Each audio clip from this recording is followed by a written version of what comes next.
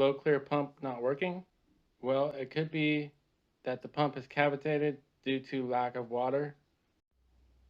Let's tear this pump apart and see what kind of damage we can find. I have a 5/16 wrench and a Phillips screwdriver.